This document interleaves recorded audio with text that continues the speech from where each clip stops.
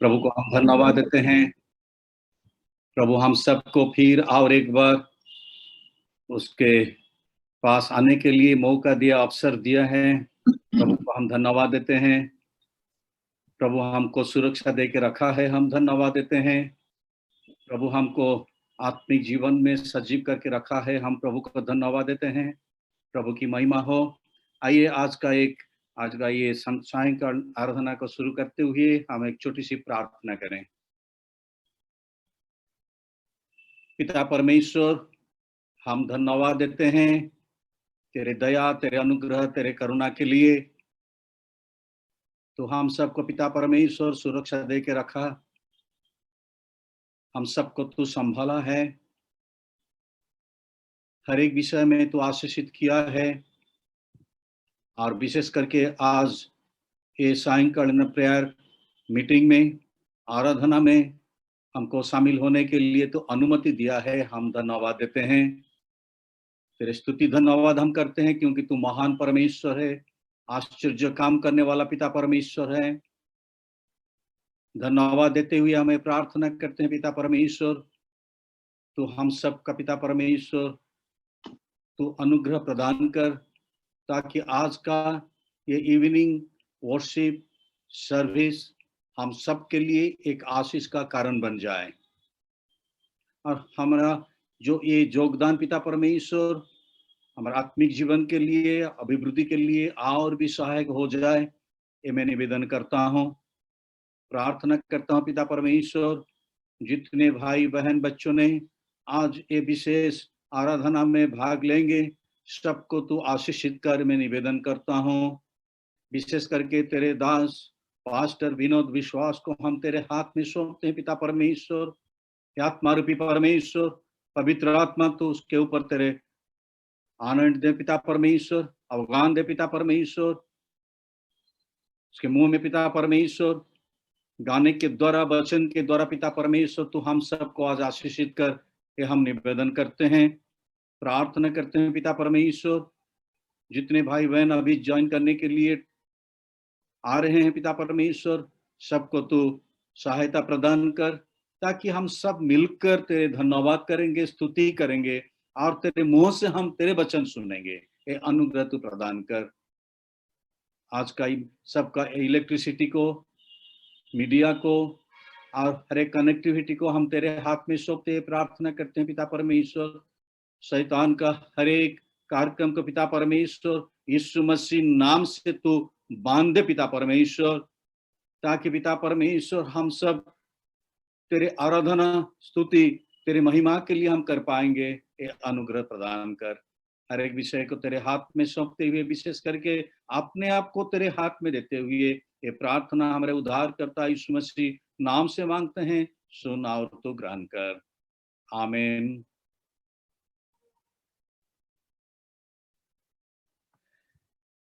मेरे प्रियो, प्रभु को हम धन्यवाद देते हैं आज के समय के लिए। मैं देख रहा हूं धीरे धीरे भाई और बहन सब जोड़ रहे हैं, लेकिन हम जो ऑन टाइम में ज्वाइन किए हैं, वी शुड बी ब्लेसेड मोर। इसलिए हम और देर नहीं करेंगे। प्रभु के दास हमारा बीच में है, उसका परिचय देना मेरे लिए ठीक नहीं होगा शायद। आप उसके नाम को जानते हैं, बहुत सारे लोग भी पहचानते हैं, बहुत सारे लोग उसके जो सुमधुर गाना सुने हैं, वचन सुने हैं, वो है प्रभु के दास पास्टर विनोद विश्वास। विनोद विश्वास का बारे में ये 2-3 शब्द में मैं कहना चाहता हूं, प्रभु की महिमा के लिए, कोई मनुष्य का बड़ाई के लिए नहीं, प्रभु के महिमा के लिए। प्रभु ने अपने दास को चुना ताकि उसके द्वारा परमेश्वर की महिमा, और परमेश्वर के दास is a ordained minister the reformed presbyterian church. हम ये जानते हैं he is gifted with melodious voice. वो प्रभु के गौरव के लिए मसीह वंदना जो हम सब के लिए बहुत परिचित है, उसमें गाना गाए हैं, फीवा रेडियो में गाए हैं, और कारवास, ये जो जितने सारे ऑडियो प्रोग्राम है, रेडियो प्रोग्राम है, सब में गा चुके हैं। और प्रभु ने उसको बुलाया ताकि वो देहरादून में जो सेमिनारी है वहाँ से थियोलॉजिकल स्टडी पूरा करते हुए वो फुल टाइम मिनिस्ट्री में ज्वाइन किए। अकेले नहीं, उसके वो जब 2000 उसका जो मैरिज हुआ प्रभु के दासी जॉयस के साथ मिलकर, अभी भी वो दोनों मिलकर प्रभु के सेवकाई कर रहे हैं। अब्रॉड में भी सेवकाई किए हैं। अभी अभी मुझे पता चला, बहुत दिनों तक यूएस में वो मिनिस्ट्री किए हैं और अफ्रीका में भी किए हैं। और 2012 में फिर वापस आ गए भारतवर्ष को, जहाँ बहुत आवश्यकता है, वहाँ प्रभु के काम अब तक कर रहे हैं। और अभी डिफरेंट प्लेसेस में वो पास्टर्स कॉन्फ्रेंस, लीडरशिप सेमिनार में प्रभु के वचन दे रहे हैं। Last 2 weeks he was ministering in Uttarakhand and Uttar Pradesh, and yesterday he was ministering in Nagpur. आज हमारा बीच में प्रभु के दास पास्टर विनोद विश्वास हैं।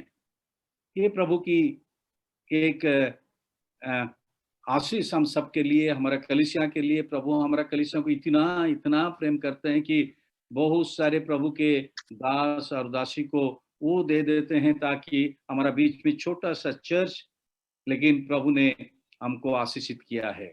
और मैं देर नहीं करूंगा, हम आगे बढ़ेंगे। प्रभु के दास का हाथ में समय को मैं दे देता हूँ। प्रभु की महिमा के लिए वो गाना गाकर हमको और भी प्रभु का नजदीक लेकर आ जाएंगे। And he will continue after praise and worship time, he will continue with God's word. We will not intervene or intercept anything during his time. So it is over to Pastor Binod Bishwas. Thank you so much. मुझे वास्तव में बड़ी खुशी है कि आज बेंगलोर में हिंदुस्तानी church में आने का परमेश्वर ने मुझे मौका दिया। और ये भी मैं सोचता हूँ कि परमेश्वर की मर्जी थी, परमेश्वर की इच्छा थी, क्योंकि काफी लंबे समय पास्टर सिंह ने मुझे ईमेल भेजा था रेडिफ मेल में, और मैं रेडिफ मेल को ज्यादा खोलता नहीं और कुछ सालों से मैंने उसे कभी खोल के चेक भी नहीं किया। और अचानक पता नहीं क्यों मैंने रेडिफ मेल खोल लिया, क्योंकि मुझे कुछ पुराने डॉक्यूमेंट्स निकालने थे। तो वहां मैंने इनका ईमेल देखा और फिर मैंने उनसे फोन में बात की, और बात करने के बाद ऐसा हुआ कि आप लोगों के सामने आ जाने का मौका मिला। मुझे बड़ी खुशी है।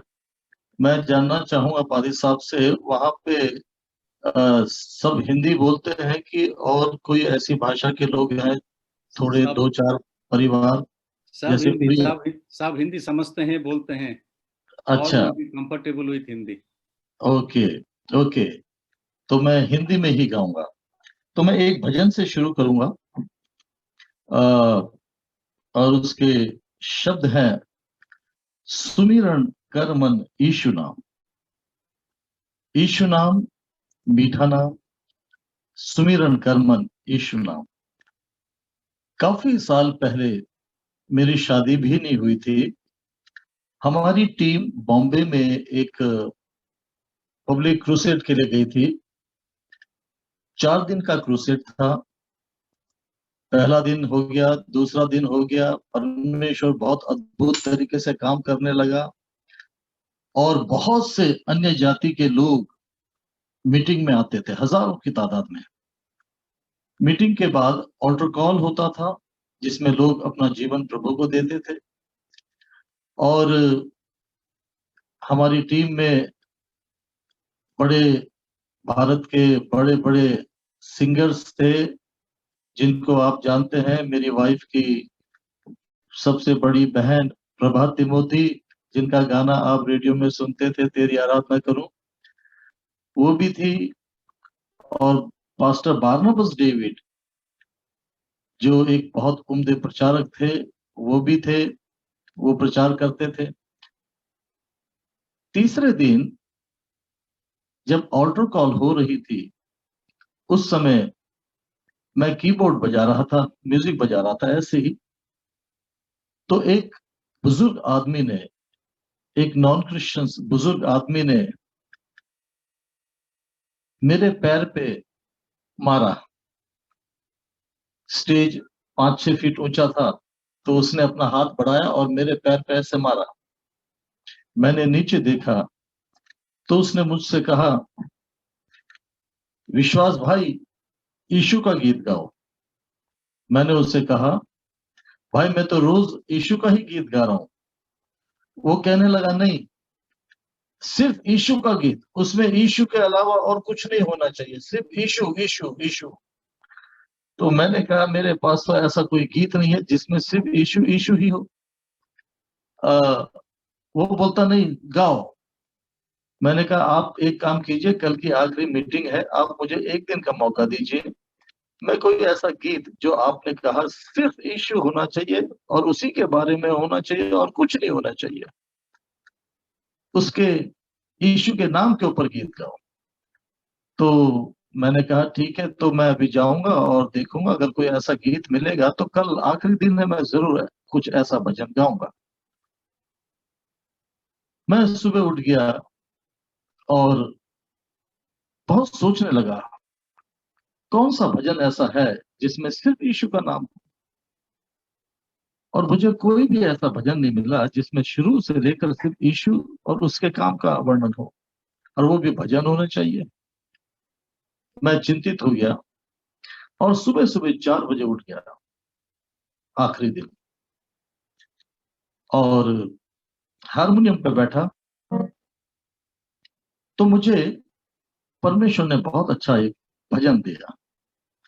शब्द आने लगे और मैं लिखता गया, और वो ऐसा भजन बन गया कि आज पूरे विश्व में जहां कहीं भी मैं जाता हूं, पब्लिक मीटिंग में, क्रूसेड्स में प्रचार करने से पहले इस भजन को मैं जरूर गाता हूं। और उस भजन के शब्द हैं, सुमिरन कर मन यीशु नाम। हे मेरे मन, अच्छी तरीके से स्मरण कर, याद कर यीशु के नाम को। यीशु का नाम जो सच्चा है, यीशु का नाम जो मीठा है। और फिर मैंने यीशु के और भी कुछ गुण और उसके नाम के ऊपर कुछ गुण मैंने इस भजन में लिखे। तो मैंने सोचा आज मैं आपके लिए इस भजन से शुरू करता हूं। सुमिरन कर मन यीशु नाम, यीशु नाम मीठा नाम, सुमिरन कर मन यीशु नाम। आइए इस भजन को हम सुनते हैं।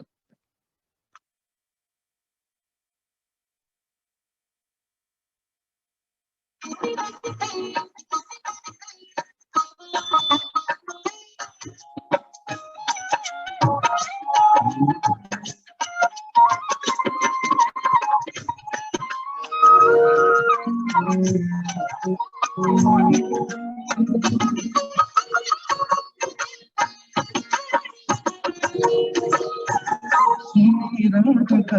कर मन यीशु नाम, सुमिरन कर मन यीशु नाम, यीशु नाम मीठा नाम, यीशु नाम मीठा नाम, सुमिरन कर मन यीशु नाम, सुमिरन कर मन यीशु नाम।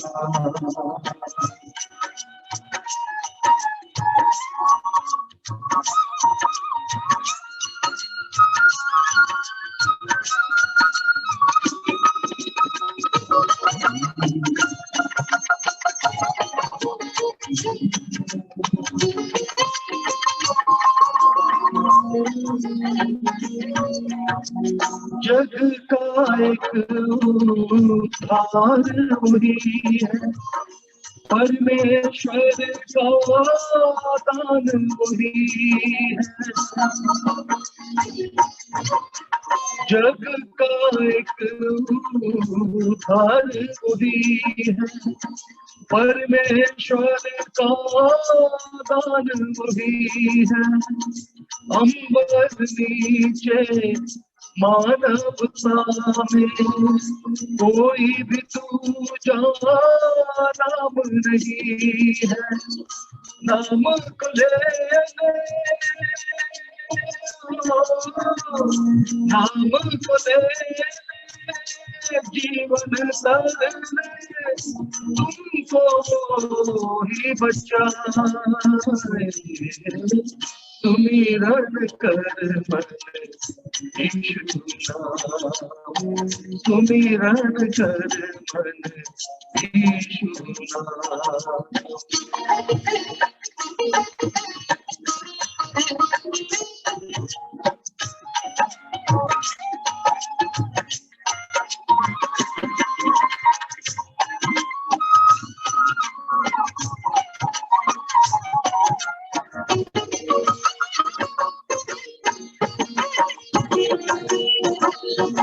कोढ़ी अंधे लंगड़े बहरे नाम से उसके चंगे होते। कोढ़ी अंधे लंगड़े बहरे नाम से उसके चंगे होते।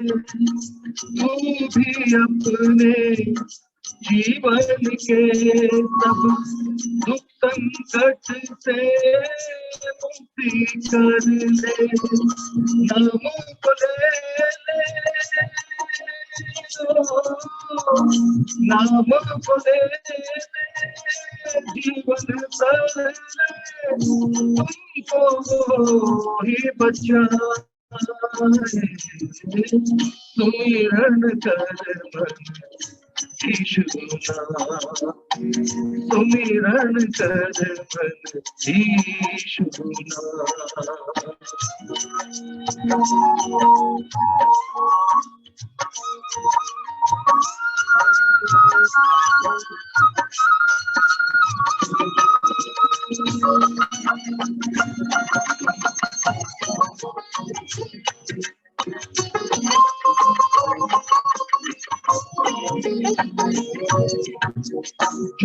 जीवन की दौलत को पाए।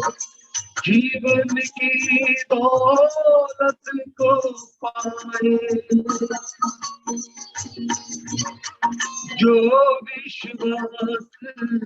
मसीह पर लाए, जीवन की दौलत को पाए। दीन दुखी लाचारों आओ, शरण में उसके शीश झुकाओ। नाम को ले लो,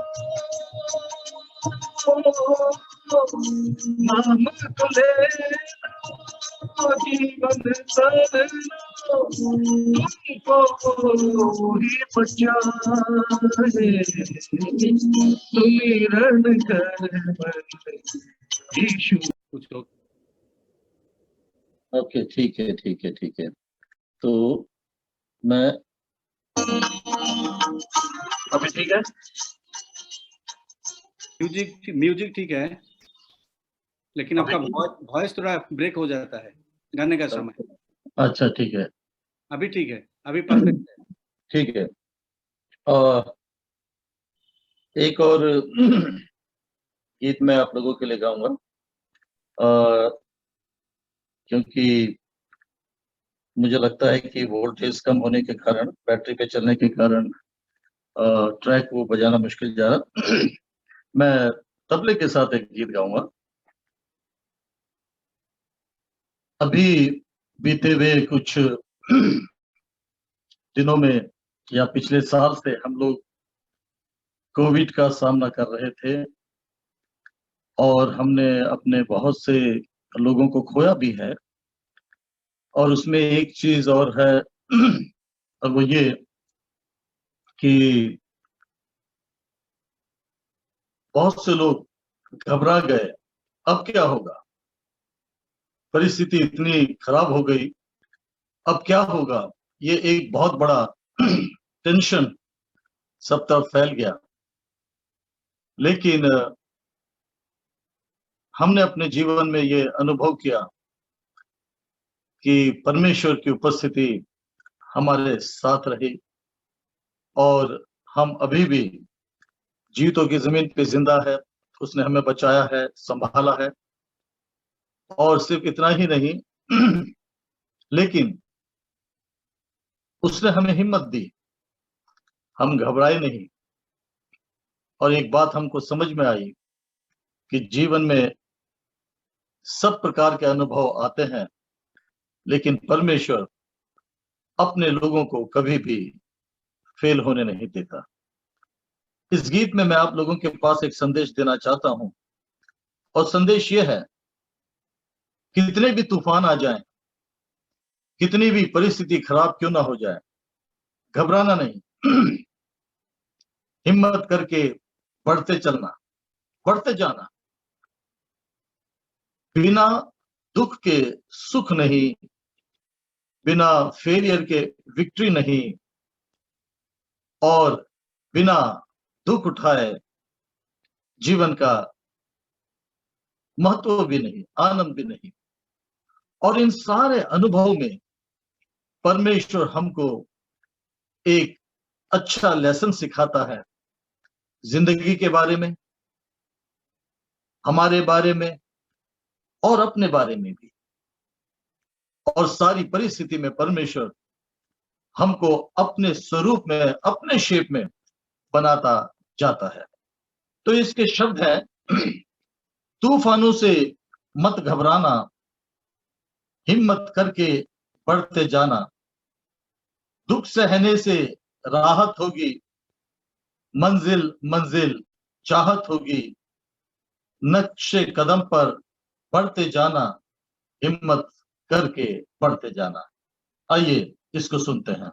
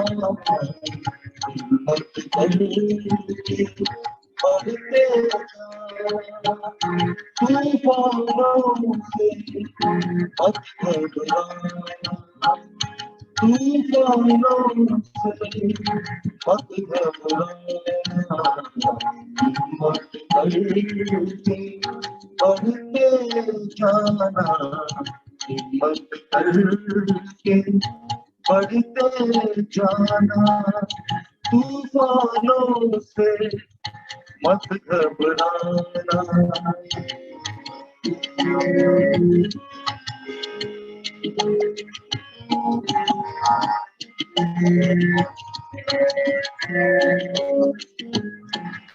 दुख सहने से राहत होगी, मंजिल मंजिल चाहत होगी।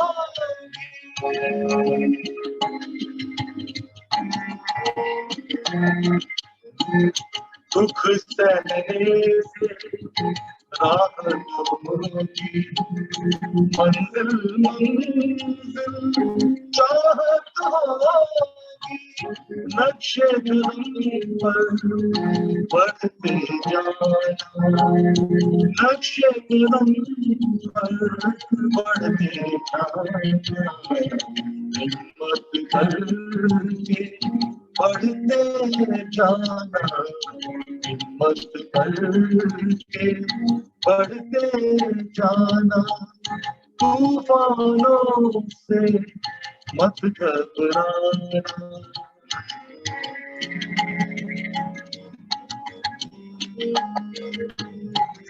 प्यार का बंधन टूट न पाए, दामन का छूट न पाए।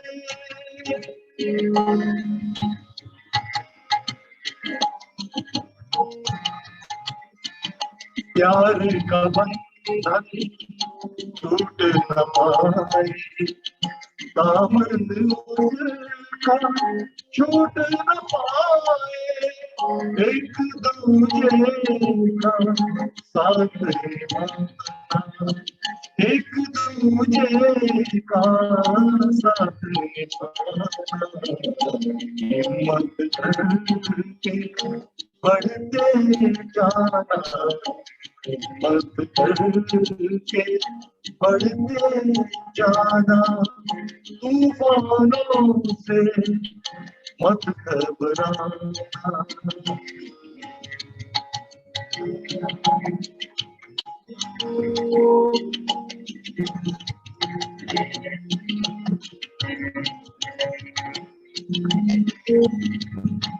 वीरानों में शहर बसाना, अंधियारे में दीप जलाना।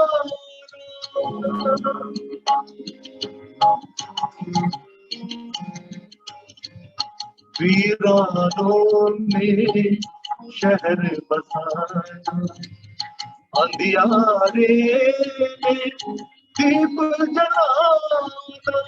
दुश्मन को भी मीत बनाना, दुश्मन को भी मीत बनाना। हिम्मत करके बढ़ते जाना, हिम्मत करके बढ़ते जाना।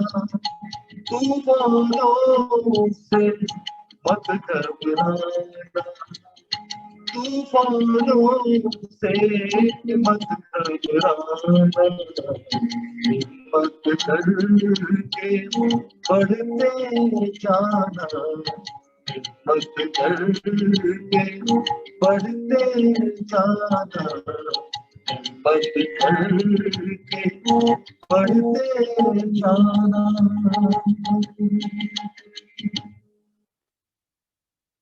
अब मैं सोचता हूँ आवाज थोड़ी क्लियर हुई फादी साहब? हाँ, पहले से थोड़ा, लेकिन अभी जैसा आपका आवाज आ रही है ऐसा नहीं हो रहा है गाने का समय। शायद जो आप मिक्सर लगा रहे हैं उसी वजह से ये हो रहा है। अच्छा ठीक है, तो मैं अभी एक काम करता हूँ, मिक्सर बंद करता हूँ। हाँ, थैंक यू। ठीक है। और गाने के वक्त प्रॉब्लम जाता ना? गाने का समय और कुछ नहीं, अभी ओके। एकदम क्लियर है, क्लैरिटी बहुत है अभी। अच्छा अभी सुनिए थोड़ा।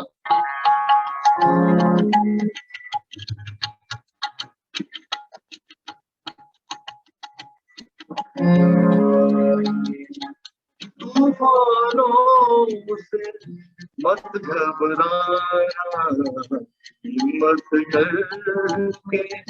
बढ़ते जाना, हिम्मत करके बढ़ते जाना। अभी ठीक है?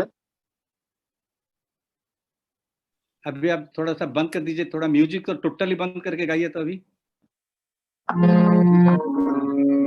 मत करके बढ़ते जाना, हिम्मत करके बढ़ते जाना। ये बेटर है बहुत, उससे बहुत बेटर। ये बेटर है फास्ट। हाँ ये बहुत बेटर अच्छा, है, ये तो combination बहुत है। तो ठीक है, तो मैं एक काम करता हूँ।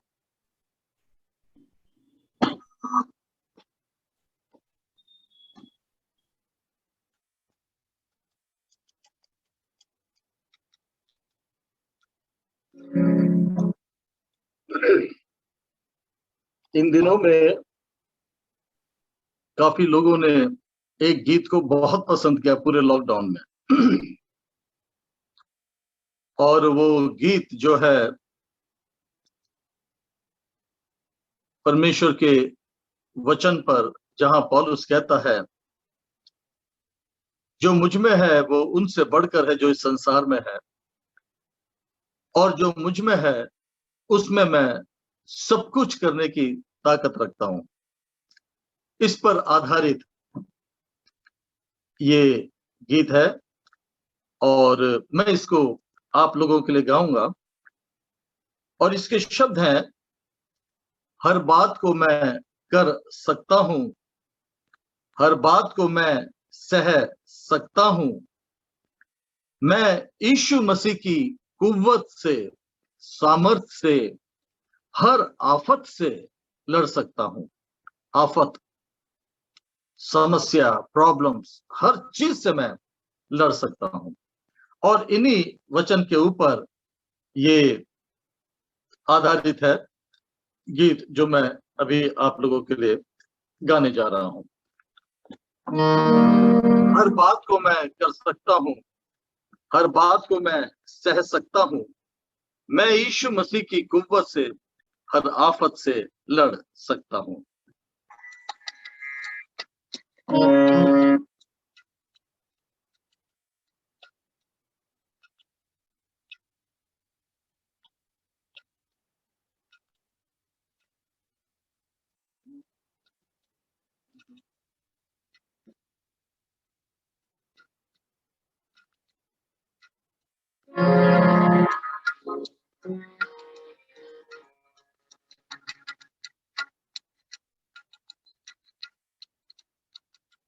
तबला थोड़ा सा मैं बढ़ाता हूं।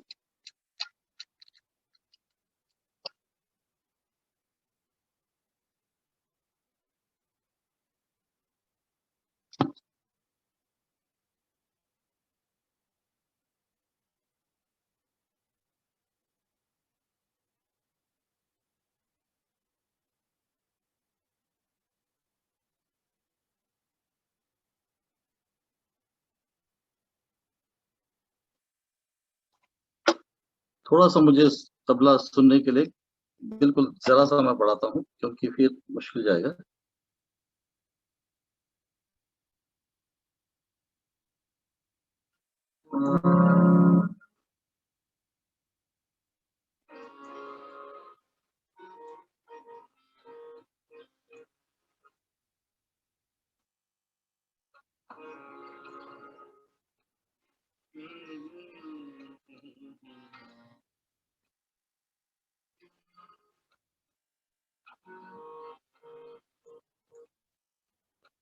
हर बात मैं कर सकता हूँ। ठीक है? अभी ठीक है पादी साहब? हर बात मैं कर सकता हूँ। ठीक है, ठीक है, अभी अभी ठीक है? ठीक है। ओके।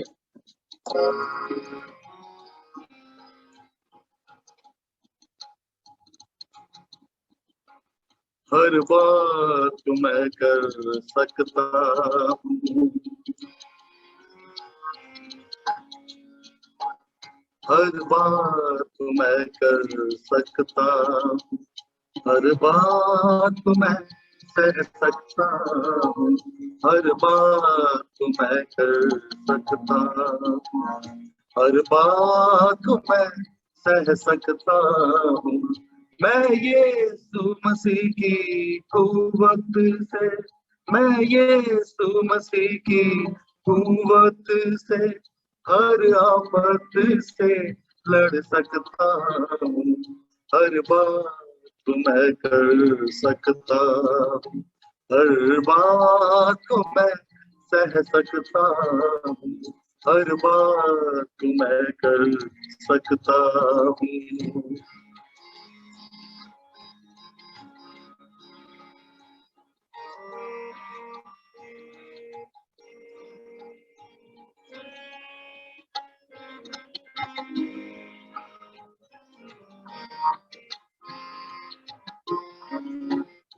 खुदा की खुशी मेरी कुव्वत है, कलामे खुदा मेरी ताकत है।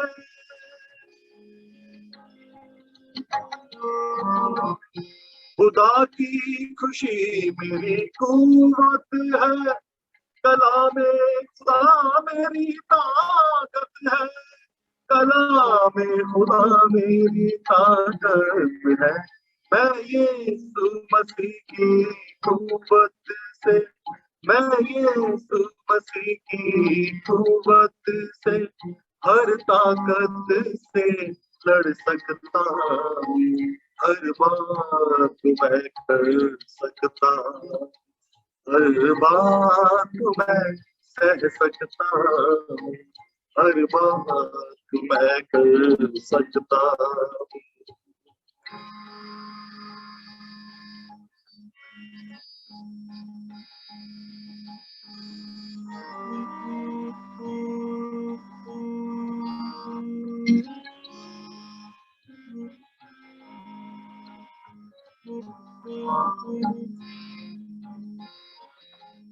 हर दुख मुसीबत में मैंने है सब्र से रहना सीख लिया,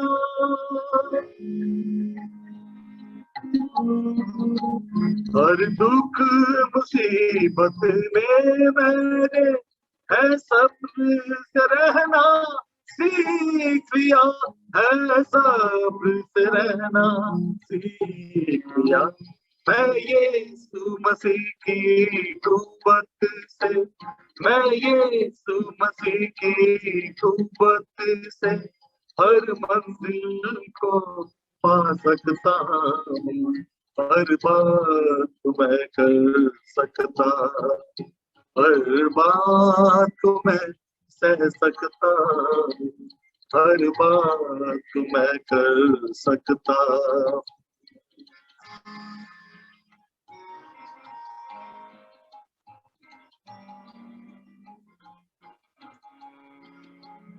कोई चीज जुदा नहीं कर सकती मुझे यीशु मसीह की मोहब्बत से,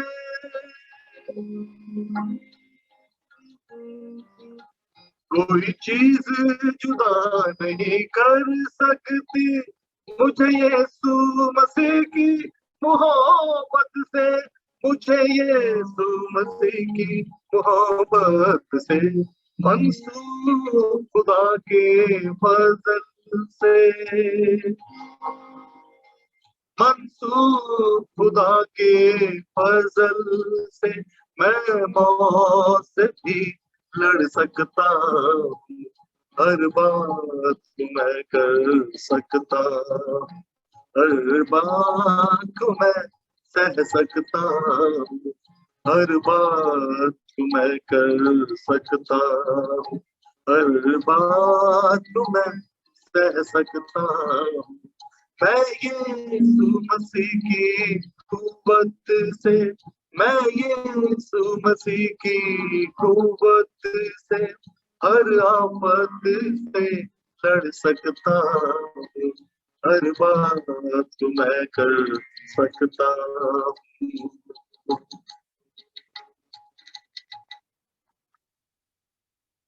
मेरे ख्याल से अब थोड़ा साफ हुआ होगा। अब बिल्कुल ठीक था पास्टर साहब, अब बिल्कुल ठीक था। बिल्कुल ठीक है। तबले की भी आवाज आ रही थी? जी जी बिल्कुल आ रही थी, आ रही थी। थोड़ी सी कम आ रही थी हारमोनियम तबले की, लेकिन आपकी वॉइस बिल्कुल बिल्कुल ऑडिबल थी। ठीक है। दरअसल में लाइट ये बैटरी पे चल रहा है, और बैटरी में जब म्यूजिक लगाते हैं तो करंट खींचता है, तो इसलिए आवाज दब जाती है। लेकिन कोई बात नहीं, जो मैसेज देना था वो मैंने आपको दिया।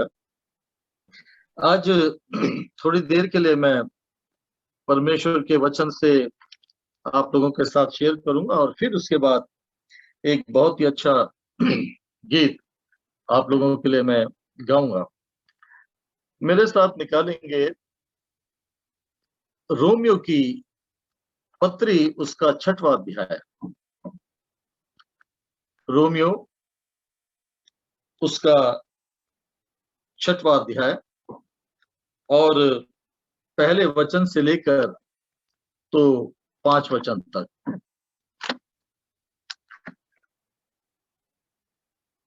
आज थोड़ा सा हम लोग बाइबल के सिद्धांत को भी देखेंगे, और परमेश्वर के वचन पर अकॉर्डिंगली हम लोग मनन करेंगे।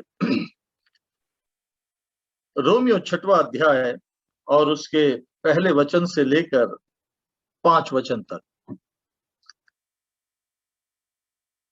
यहां पौलुस रोम की कलीसिया को खत लिख रहा है, और रोम के चर्च की एक मिसअंडरस्टैंडिंग थी, उसको पौलुस क्लियर कर रहा है। इन दिनों में हमने देखा है कि परमेश्वर के वचन को लोग अलग अलग तरीके से देख रहे हैं, अलग अलग तरीके से समझ रहे हैं। हर कोई अपने हिसाब से परमेश्वर के वचन का इंटरप्रिटेशन कर रहा है, और सिर्फ इतना ही नहीं, वचन क्या बोलना चाह रहा है, उसका कॉन्टेक्स्ट क्या है, इसको भी बहुत से लोग नहीं समझ पाते। अभी रिसेंटली किसी ने मुझे एक पोस्ट भेजा, और उसमें इस प्रकार से लिखा था कि एक लड़की सुबह सुबह दौड़ने के लिए निकली। हम लोग जाते हैं ना एक्सरसाइज करने के लिए, दौड़ते हैं। तो वो दौड़ रही थी, तो अचानक उसको परमेश्वर का एक वचन याद आया, साम्स में से, जहां पर इस प्रकार से लिखा है कि दुष्ट बिना मतलब के दौड़ता है, जबकि कोई भी उसके पीछे नहीं रहता। दुष्ट बिना मतलब के दौड़ता है, जबकि कोई भी उसका पीछा नहीं करता। और ये वचन जैसे उसे याद आया तो उसने दौड़ना बंद कर दिया, और कहने लगी, मैं दौड़ रही थी और अचानक मुझे परमेश्वर का वचन याद आया कि दुष्ट बेमतलब का दौड़ता है, जबकि कोई भी उसका पीछा नहीं करता। कॉन्टेक्स्ट क्या है, किस उद्देश्य में यह वचन लिखा गया है, लेकिन हमने उसको अपने जीवन में जैसा लिखा है वैसे ही लागू कर दिया। कॉन्टेक्स्ट यह है, पुराने जमाने में जब 2 सेनाएं लड़ती थी, तो हारने वाली सेना दौड़ती थी, भागती ही, डर के मारे भागती थी, अपने आप को छुपाती थी, क्योंकि दुश्मन उनके पीछे नंगी तलवार लेकर दौड़ते थे कि अपने दुश्मनों को मार डाले, खत्म करें। लेकिन परमेश्वर के वचन को कुछ इस तरीके से ले लिया कि कॉन्टेक्स्ट एक तरफ रह गया, लेकिन वचन को एज इट इज ले लिया कि दुष्ट बेमतलब का दौड़ता है, जबकि कोई भी उसका पीछा नहीं करता। परमेश्वर के वचन को इन दिनों में खास तौर से कलीसियाओं में भी और पर्सनल मिनिस्ट्रीज में भी गलत तरीके से इंटरप्रिटेशन किया जा रहा है।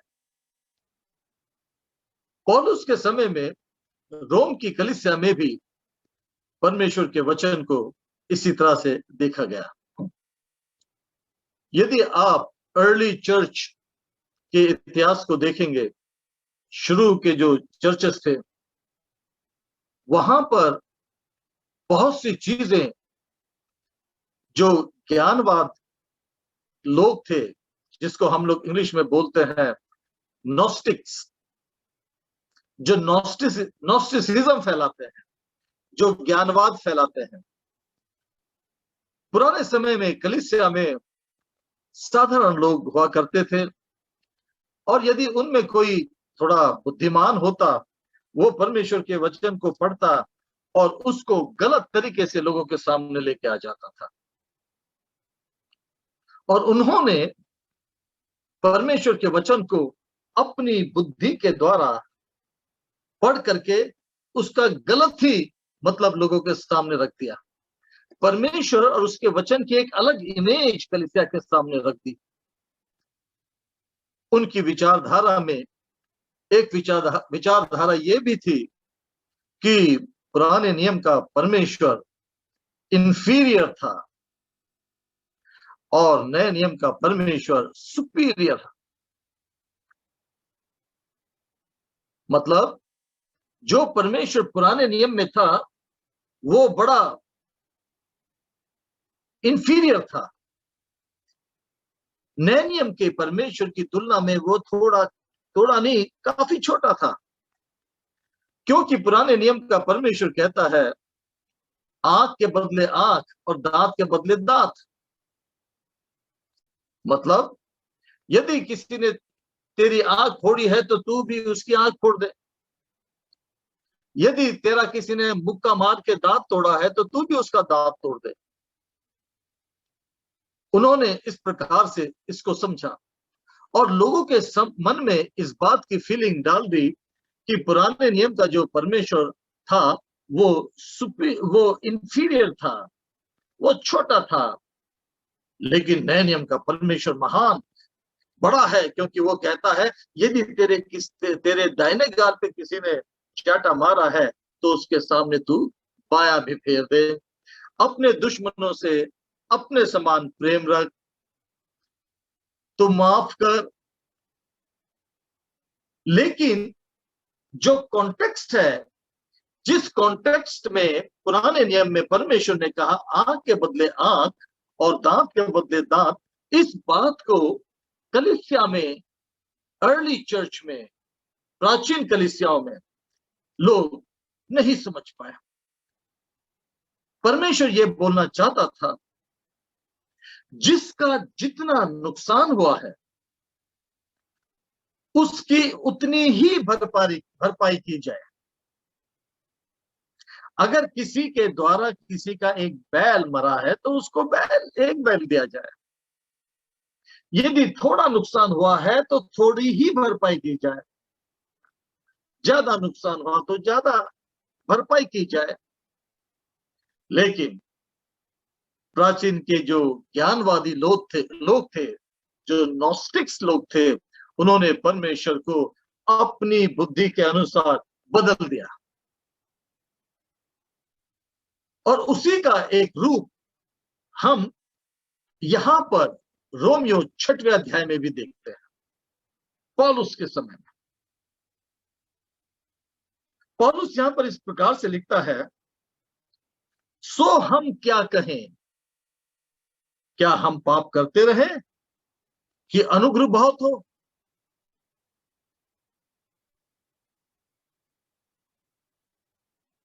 कदापि नहीं। हम जब पाप के लिए मर गए तो फिर आगे को उसमें क्यों कर जीवन बिताएं? क्या तुम नहीं जानते कि हम जितनों ने मसीह यीशु का बपतिस्मा लिया है तो उसकी मृत्यु का बपतिस्मा लिया? सो उसकी मृत्यु के बपतिस्मा पाने से हम उसके साथ गाड़े गए, ताकि जैसे मसीह पिता की महिमा के द्वारा मरे हुए में से जिलाया गया, वैसे ही हम भी नए जीवन की सी चाल चले। क्योंकि यदि हम उसकी मृत्यु में मृत्यु की समानता में उसके साथ जुट गए हैं, तो निश्चय है उसके जी उठने की समानता में जी भी उठेंगे। तो जैसे मैंने आपको बताया कि अर्ली चर्च में जो समस्या थी, जो ज्ञानवादियों ने अपनी बुद्धि से परमेश्वर के वचन को इंटरप्रेट किया और ऐसा कहा कि पुराने नियम का परमेश्वर नए नियम के परमेश्वर से छोटा था, क्योंकि वो बोलता आंख के बदले आंख और दांत के बदले दांत।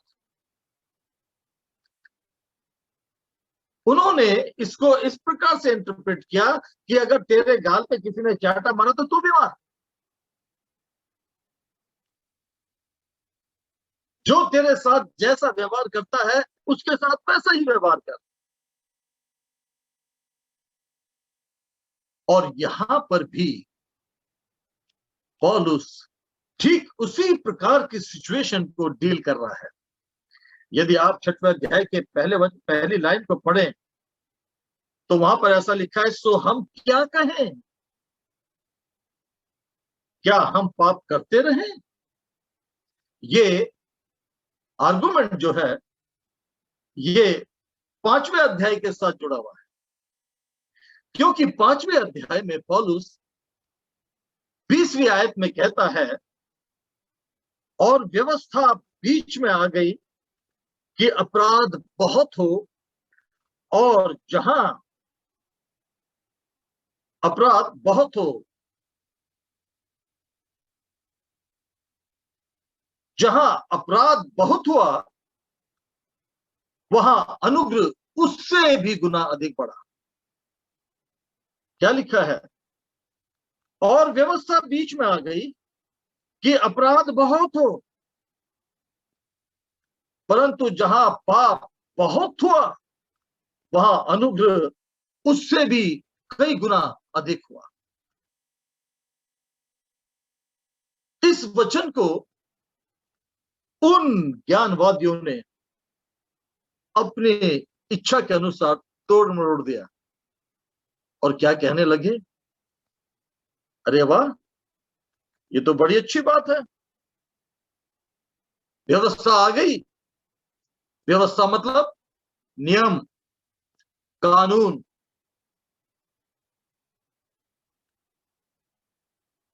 और व्यवस्था इसलिए आई कि पाप बहुत हो।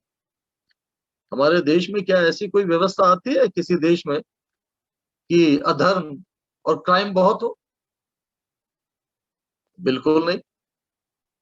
लेकिन यहां पर वो लोग इस वचन को इस प्रकार से इंटरप्रिटेशन कर रहे हैं कि व्यवस्था आ गई, नियम आ गए, कानून आ गए, और ये इसलिए आए कि पाप बहुत हो, और जहां पाप बहुत हुआ वहां अनुग्रह उससे भी कई गुना अधिक हुआ। मतलब यदि मेरे पाप एक बहुत बड़े पहाड़ के समान हो गए, तो परमेश्वर का अनुग्रह उस पहाड़ से भी कई गुना लंबा, चौड़ा और ऊंचा हुआ। इसका मतलब पाप करते चले जाओ, करते चले जाओ, और अनुग्रह अपने जीवन में उससे भी कई गुना पाते चले जाओ, पाते चले जाओ। और इस विचारधारा से कलीसिया में पाप करना एक छोटी सी आम बात होगी। दरअसल में यदि आप सही मायने में ग्रीक बाइबल को पढ़ोगे और सही इंटरप्रिटेशन वाली बाइबल को पढ़ोगे, तो वहां पर इस प्रकार से लिखा है, जब तक नियम नहीं था, जब तक व्यवस्था नहीं थी, तब तक हमारी कोई भी गलती को पाप गिना नहीं गया, क्योंकि बिना व्यवस्था के पाप हो ही नहीं सकता।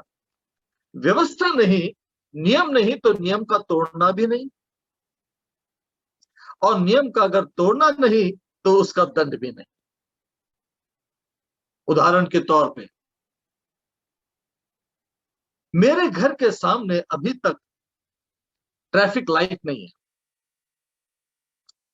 मेरे घर के सामने एक चौराहा है और सब तरफ से गाड़ियां कभी भी आती है और कभी भी जाती है, और कोई भी अपनी गाड़ी को कभी भी कहीं पे भी खड़ी करता है, खड़े होकर बातचीत करता है, दूसरा आता है दूसरी तरफ से चला जाता है, राइट हैंड की तरफ से चला जाता है, लेफ्ट हैंड की तरफ से चला जाता है, क्योंकि वहां पे नियम नहीं है, इसलिए नियम का तोड़ना भी नहीं है। और यदि नियम का तोड़ना ही नहीं है तो उसका दंड भी नहीं है। यह तो बात बिल्कुल साफ है। पौलुस कलीसिया के लोगों को यह बताना चाहता है, जब तक व्यवस्था नहीं थी हम पाप तो करते थे, लेकिन पाप व्यवस्था नहीं होने के कारण हमको मालूम ही नहीं चलता था कि हम क्या सही कर रहे हैं, क्या गलत कर रहे हैं। और जब व्यवस्था आ गई तब हमको पता चला, अरे खून करना तो पाप है, चोरी करना तो पाप है, परमेश्वर की आराधना या पवित्र दिन, 7वें दिन को पवित्र दिन नहीं मानना, ये तो पाप है, माता पिता का आदर नहीं करना, ये तो पाप है, खून करना ये तो पाप है, चोरी करना ये तो पाप है। और जब 300-600 से भी ज्यादा जब व्यवस्था आई, तब मुझको पता चला, अरे बाप रे, मैं तो ये भी करता, मैं तो ये भी करता, मैंने ये भी किया, ये भी किया, ये भी किया, ये भी किया, मेरे पाप तो बहुत ज्यादा है, मैं तो बच नहीं सकता। पौलुस कहता, जब ऐसी सिचुएशन आई, जब पता चला कि आपने तो बहुत पाप किया, आपके लिए तो मृत्यु निश्चित है, लेकिन वहीं पे अनुग्रह आ गया, और वह अनुग्रह इतना बड़ा, जितना बड़ा आपका पाप उससे कई गुना बड़ा परमेश्वर की दया आपके ऊपर आ गई, ग्रेस आ गया। और इसीलिए बाइबल कहती है, you have been saved by grace alone. अनुग्रह ही के द्वारा तुम्हारा उद्धार हुआ है, और यह तुम्हारे कर्मों के अनुसार नहीं, लेकिन परमेश्वर का दान है।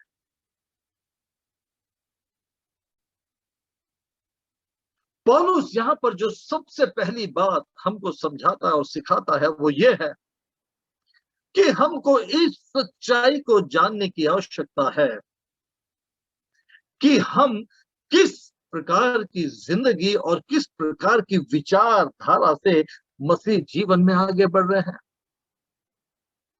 We must accept the reality of our passing. ये पहली चीज। हम मसीही जीवन को किस तरीके से आगे बढ़ाकर लेके चल रहे हैं। मुझे याद है, बहुत से मैंने मसीह भाइयों को यह कहते सुना, जब वो किसी छोटे पाप या बड़े पाप में पकड़े गए, चाहे वो व्यभिचार का हो, चाहे किसी और बड़े पाप का हो, और जब उनको दोषी माना गया तो उन्होंने परमेश्वर के वचन को निकाल करके अपने स्वार्थ के लिए उसको लोगों के सामने रखा, ये कहते हुए कि बाइबल में लिखा है, धर्मी जन 7 बार भी गिरे तो भी परमेश्वर उसे उठा के खड़ा करेगा। तो मैंने तो अभी एक ही पाप किया, मैंने तो अभी 2 ही पाप किए, लेकिन मुझे मालूम है अगर मैं पाप में गिर भी जाऊं तो परमेश्वर मुझे फिर उठा के खड़ा करेगा। परमेश्वर के वचन को गलत तरीके से मिस इंटरप्रेट करके अपने स्वार्थ के लिए इस्तेमाल किया जाता है।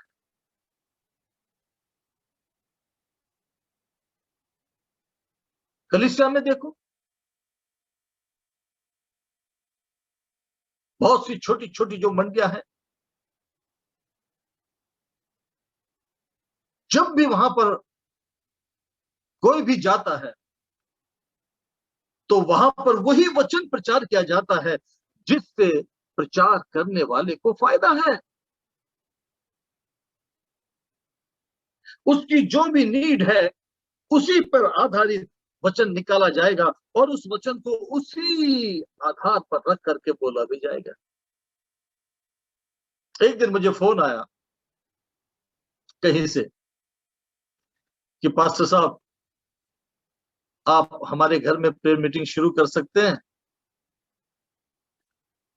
मैंने कहा क्यों, आपके घर में प्रेयर मीटिंग नहीं होती? बोलती नहीं। मैंने कहा आप कोई चर्च में नहीं जाते? बोलती नहीं। मैंने कहा ठीक है, मैं आऊंगा। मैं अपनी पत्नी को ले करके उसके घर में गया और जब मैं उसके घर पे गया तो मैंने पूछा, तुमने अभी तक कोई चर्च क्यों नहीं अटेंड किया? क्यों आपने अभी तक कोई चर्च नहीं ज्वाइन किया? तो एक बात उन्होंने मुझसे कही।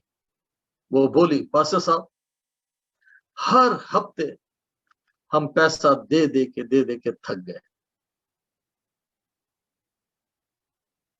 जमीन खरीदी गई चर्च बनाने के लिए, लेकिन वहां पर चर्च तो नहीं, एक घर जैसा बना दिया गया। फिर बोला गया कि चर्च में अब हमको लाइट लगानी है। हमने पैसा दिया, सबने पैसा दिया, चर्च में लाइट भी लग गई, फैन भी लग गए।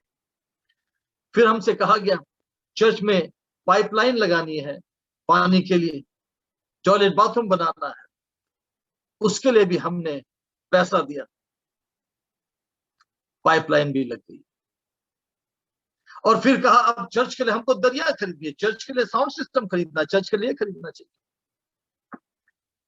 और बाद में पता चला वो चर्च नहीं था, वो उस व्यक्ति का अपना खुद का घर था।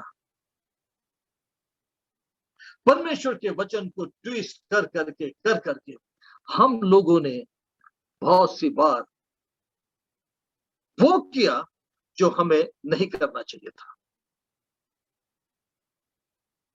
पौलुस कहता है, इस सच्चाई को आप और मुझको समझने की आवश्यकता है कि हम किस प्रकार की सोच परमेश्वर और परमेश्वर के वचन के प्रति और किस प्रकार का बिहेव हम वचन की शिक्षा के ऊपर लगाते हैं।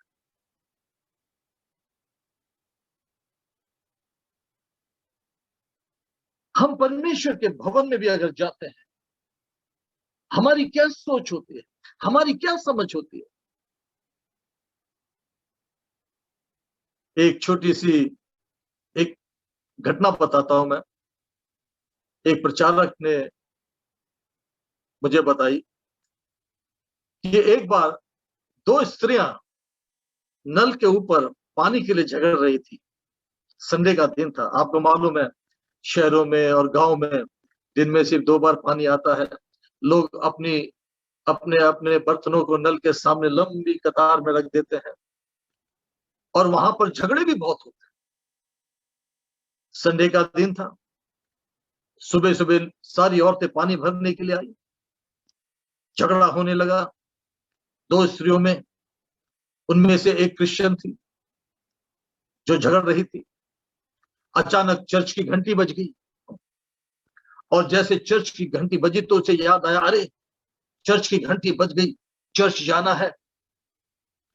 तो मालूम उसने उस नॉन क्रिश्चियन लेडी से क्या कहा जिससे वो झगड़ रही थी?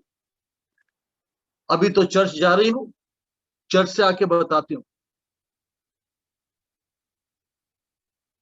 क्या विचारधारा है हमारी? प्रभु यीशु मसीह ने क्या कहा?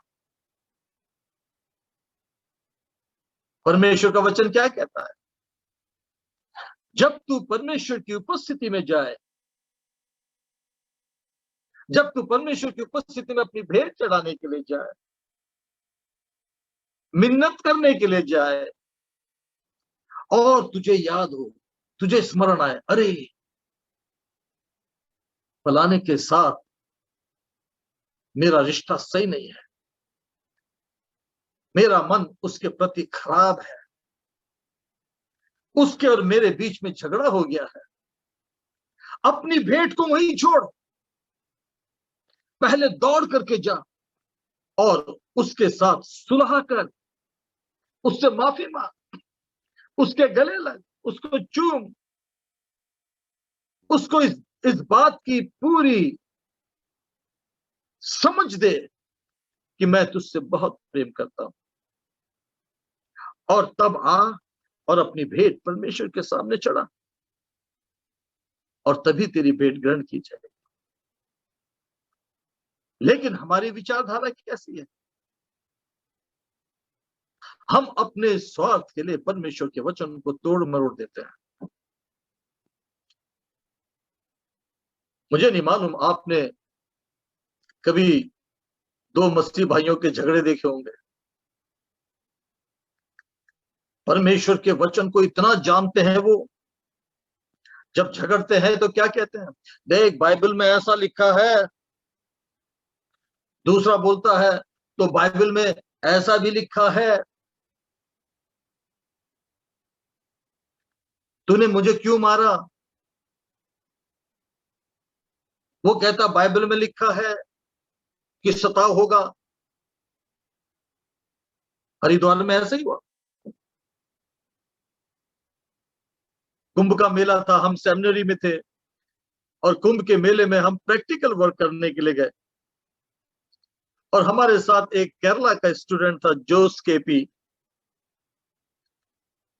और उसको देखा वहां पर कुछ लोगों ने घेर लिया और उसको बहुत तमाचे मार रहे थे, उसके कपड़े फाड़ दिए, उसके ट्रैक्स छीन करके फाड़ के फेंक दिए,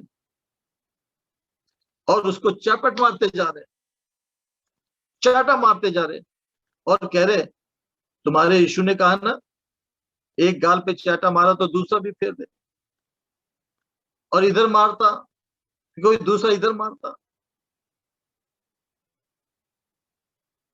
और इतने में एक भाई आया वहां पे, मसीह भाई, उसने देखा अरे ये तो बेचारा फंस गया, लोकल था, वो वहां पे गया, बोलता क्या हो गया? बोलने लगा जी हम तो इसकी परीक्षा ले रहे हैं। यीशु मसीह ने कहा यदि किसी ने तेरे गाल पे मारा तो दूसरा भी फेर दे। तो उसने कहा अच्छा चलो मैं भी इसको आजमाता हूं, मुझे मारो। तो एक आदमी ने खींच के इस भाई को चाटा मारा, और जैसे उसको चाटा मारा तो इस भाई ने भी खींच करके उसको जोर से तमाचा मारा। बोलता कैसी बात कर रहे तुम तो अपने यीशु मसीह के वचनों के विपरीत जा रहे। बोलते नहीं, यीशु मसीह ने कहा यदि कोई तेरे दाहिने गाल पे मारे तो बाएं भी फेर दे, तूने मेरे बाएं गाल पे मारा, इसलिए मैंने तुझे भी मारा। वचन को तोड़ मरोड़ करके हम अपने स्वार्थ के लिए इस्तेमाल करते चले गए। और पौलुस ये बोलता है क्या हम पाप करते चले जाए?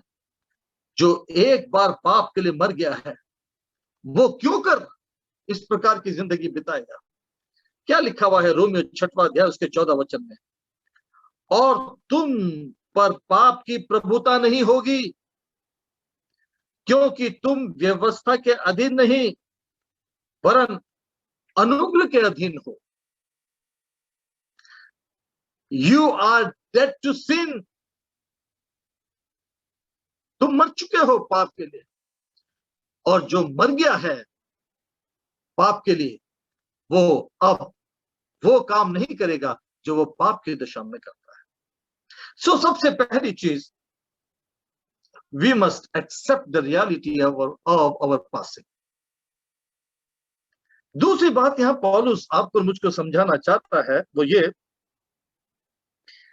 we must accept the reality of our position. इस सच्चाई को भी हमको समझना है कि हमारी पोजीशन क्या है। बहुत से लोग नहीं जानते इस बात को। यहां पर पौलुस इस प्रकार से लिखता है 3 वचन में, क्या तुम नहीं जानते कि हम जितनों ने मसीह यीशु का बपतिस्मा लिया है तो उसकी मृत्यु का बपतिस्मा लिया है। इंग्लिश बाइबल में इस प्रकार से लिखा है और ग्रीक बाइबल में भी इस प्रकार से लिखा है, don't you know that you have been baptized into Jesus,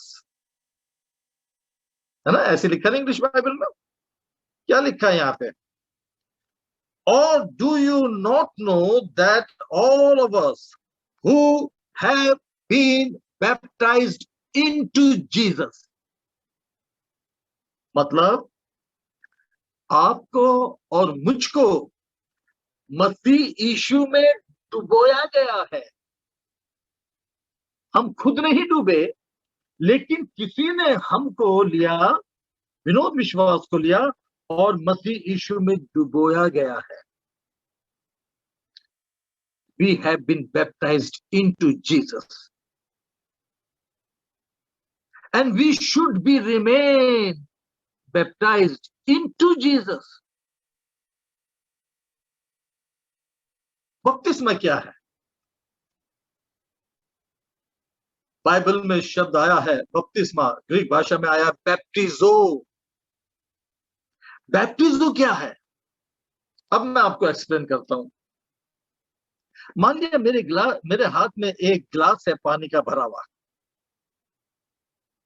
गिलास में पानी भरा हुआ है, और साथ ही साथ दूसरे हाथ में मेरे 1 रुपए का सिक्का है, और मैंने इस पानी से भरे हुए गिलास में इस 1 रुपए के सिक्के को डाल दिया। सिक्का उसमें डूब गया है और उसी में डूबा हुआ है। This is what is called baptizo. सिक्का उसमें डूब गया है और फिर बाहर निकल गया है। That is not the word baptizo what is used in the Bible, that is bapto. डुबकी लेना, हम पानी में जाके डुबकी लेते ना और बाहर निकल आते हैं, यह है बैप्टो। लेकिन जो बाइबल कहती है बैप्टिजो मतलब डूबना और डूबे रहना। और बाइबल कहती है इस सच्चाई को आपको समझना है कि व्हाट इज योर पोजीशन। इस सच्चाई को समझो, आपकी और मेरी पोजीशन क्या है। आपको और मुझको मसीह यीशु में डुबो दिया गया है, and we have to remain in him, और हमको उस यीशु में डुबे रहना है। ये हमारी पोजीशन है, क्योंकि जिसमें आप डूबे रहोगे आपका बाहरी मनुष्यत्व भी वैसा ही रहेगा जिसमें आप डूबे हुए हैं। इस्राएल में बैप्टिजो जो शब्द है बहुत कॉमन है, रोज की भाषा में वो निकल जाता है लोगों के मुख से। उदाहरण के तौर पे कोई बहुत ही डिसेंट आदमी जो हमेशा बहुत अच्छी तरह से बात करता है, अच्छी तरह से ड्रेसअप होता है, लोगों के साथ बहुत अच्छी तरह से व्यवहार करता है, अचानक वो आदमी अब दूसरे रूप में दिख जाए। वो वहां से आ रहा है, लड़खड़ाता हुआ आ रहा है, एक पैर में जूता है, दूसरे में जूता नहीं है, शर्ट के बटन खुले हुए हैं, कपड़ों में दाग लगे हुए हैं, जो कभी इंग्लिश नहीं बोलता आज इंग्लिश बोलने लगा, हु यू हु, है ना, टूटी फूटी इंग्लिश, और लड़खड़ा रहा है, कभी गिर रहा है, कभी किसी के ऊपर भी अपना अपनी ताकत दिखा रहा है। तो एक व्यक्ति दूसरे व्यक्ति से बोलेगा, भाई इस व्यक्ति को तो मैंने कभी ऐसा देखा नहीं, ये ऐसी हरकत क्यों कर रहा है? तो दूसरा व्यक्ति उसको बोलेगा, actually he is baptised into liquor. वो शराब में डूबा हुआ है, तो जिसमें वो डूबा रहेगा वैसी ही हरकत करेगा, है ना। बाइबल में कम से कम 7 अलग अलग बैप्टिज्म के बारे में आया है। यूहन्ना का बपतिस्मा क्या था? यूहन्ना का बपतिस्मा, बैप्टिज्म इज एन इन्फ्लुएंस जिसमें आप डूब जाते हो।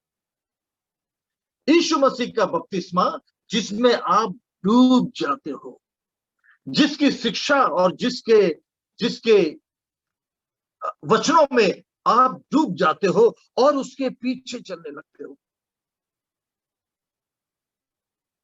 यूहन्ना का बपतिस्मा, यूहन्ना ने क्या प्रचार किया? मन फिराओ क्योंकि परमेश्वर का राज्य निकट है। And people were baptised into John. उन्होंने उसकी बात सुनी और वो उससे इन्फ्लुएंस हो गए और उन्होंने उसमें विश्वास किया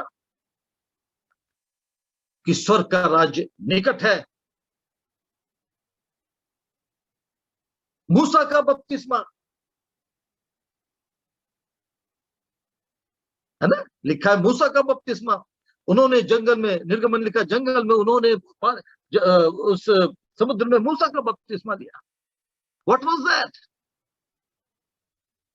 जो काम इम्पॉसिबल था और मूसा ने परमेश्वर से जो सुना वो उसने लोगों को बताया और लोगों ने मूसा की बातों को समझा और उसको अपने अंदर उतार लिया। दे वर बैप्टाइज्ड इनटू मोसेस, और उन्होंने बाय फेथ समुद्र में पैर रख करके चलने लगे।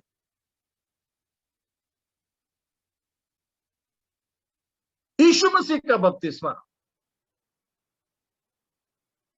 क्या था? यीशु मसीह का बपतिस्मा मत्ती 3:13-17 में लिखा, और देखो यह आकाशवाणी हुई कि यह मेरा प्रिय पुत्र है जिससे मैं अत्यंत प्रसन्न हूं। The baptism of Jesus, that he is the son of God. यदि मैं उस पर विश्वास करता हूं, means I am baptised into Jesus. Baptism of fire आजकल बहुत चल रहा है, बैप्टिज्म ऑफ फायर, और लोग समझते नहीं क्या है। अक्सर लोग बोलते हैं बैप्टिज्म ऑफ फायर मतलब पवित्र आत्मा का उतरना। यदि अगर बैप्टिज्म ऑफ फायर पवित्र आत्मा का उतरना है तो पवित्र आत्मा का बपतिस्मा क्या है देन? इसमें बहुत से लोग बहुत कंफ्यूज्ड हैं। यदि आप पढ़ोगे मत्ती 3 अध्याय 11 और 12 वचन, उसने कहा, यूहन्ना कहता है कि मेरे बाद जो आने वाला है वो तुम्हें आग और पवित्र आत्मा का बपतिस्मा देगा। पवित्र आत्मा का बपतिस्मा देगा, आग का बपतिस्मा देगा। आग क्या है? और उसी वचन में आगे चलकर ऐसा लिखा है, उसका सूप उसके हाथ में है और वह अपना खलियान अच्छी रीति से साफ करेगा और अपने गेहूं को खत्ते में इकट्ठा करेगा, परंतु भूसी को उस आग में जलाएगा जो बुझने की नहीं। मतलब सुनने वाले उस आग का बपतिस्मा ले,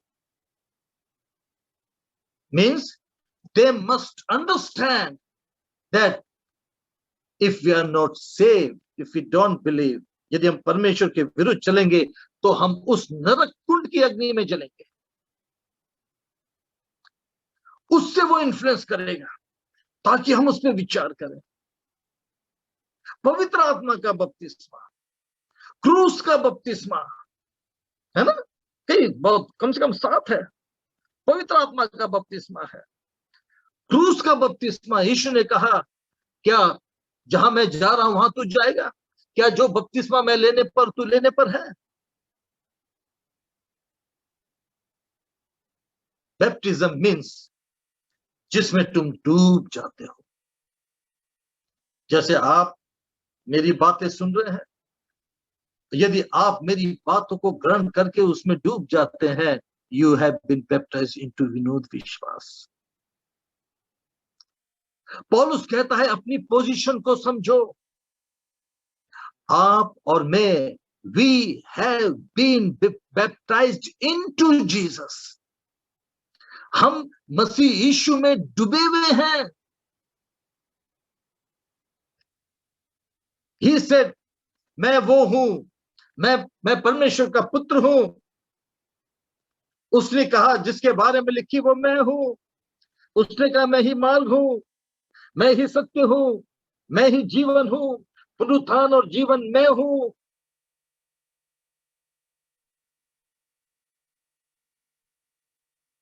हे पिता, जिनको तूने मुझे दिया उनको मैंने तेरा सुसमाचार सुना दिया। फॉलो मी, अच्छा चरवाहा मैं हूं, आई एम द डोर। जो इन सारी बातों को सुनकर उस पर विश्वास करके उस पर चलना शुरू करता है, he is baptized into Jesus। ये हमारी पोजीशन है। इस सच्चाई को आपको और मुझको समझना है। सो दूसरी बात जो पौलुस कलीसिया को बताता है वो ये है, we must accept the reality of our position। और जब आप अपनी पोजीशन की सच्चाई को समझोगे, तब आप वो सब नहीं करोगे जो आप पहले कर रहे थे कि चलो पाप करते रहे, अनुग्रह होता चला जा रहा है। हमारा पुराना मनुष्यत्व मर चुका है, हमारा पापमय मनुष्यत्व मर चुका है, और अब जो हम हैं वो मसीह में जीवित है। कल्पना करो, जो मसीह में जीवित है कैसे पाप कर सकता है? और जो पाप के लिए मर चुका है तो वो कैसे पाप कर सकता है? हम साधारण लोग नहीं है। We have been baptized into Jesus। और फिर आगे के वचन को पढ़ोगे तो वहां तीसरी बात एक और है जो पौलुस कलीसिया को बताता है, वो मैं आपको भी बताना चाहूंगा। चौथे वचन में लिखा है, सो उस मृत्यु का बपतिस्मा पाने से हम उसके साथ गाड़े गए, ताकि जैसे मसीह पिता की महिमा के द्वारा मरे हुए में से जिलाया गया, वैसे ही हम भी नए जीवन की सी चाल चलें। तीसरी बात, we must accept the reality of our potential।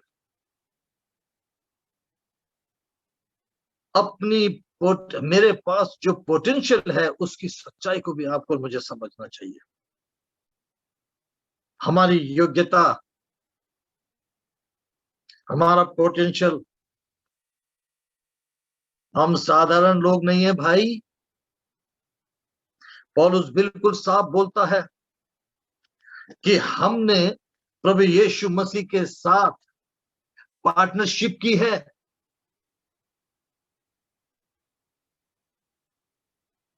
हम लोगों ने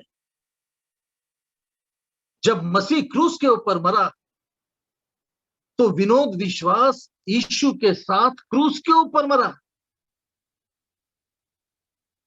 जब यीशु दफनाया गया तो विनोद विश्वास यीशु के साथ उस कब्र में दफनाया गया। और जब यीशु जी उठा तो विनोद विश्वास उसके साथ जी उठा। यही तो बात लिख रहा है पौलुस, है ना? एग्जैक्टली सेम चीज वो लिख रहा है। सो हम उस मृत्यु का बपतिस्मा पाने से उसके साथ गाड़े गए, है ना? सो हम उस मृत्यु का बपतिस्मा पाने से उसके साथ गाड़े गए, ताकि जैसे मसीह पिता की महिमा के द्वारा मरे हुए में से जिलाया गया, वैसे ही हम भी नए जीवन की सी चाल चले। और फिर यहाँ पे तीसरे वचन में भी अगर दोबारा पढ़े तो वहां लिखा है, क्या तुम नहीं जानते कि हम जितनों ने मसीह यीशु का बपतिस्मा लिया तो उसकी मृत्यु का बपतिस्मा लिया।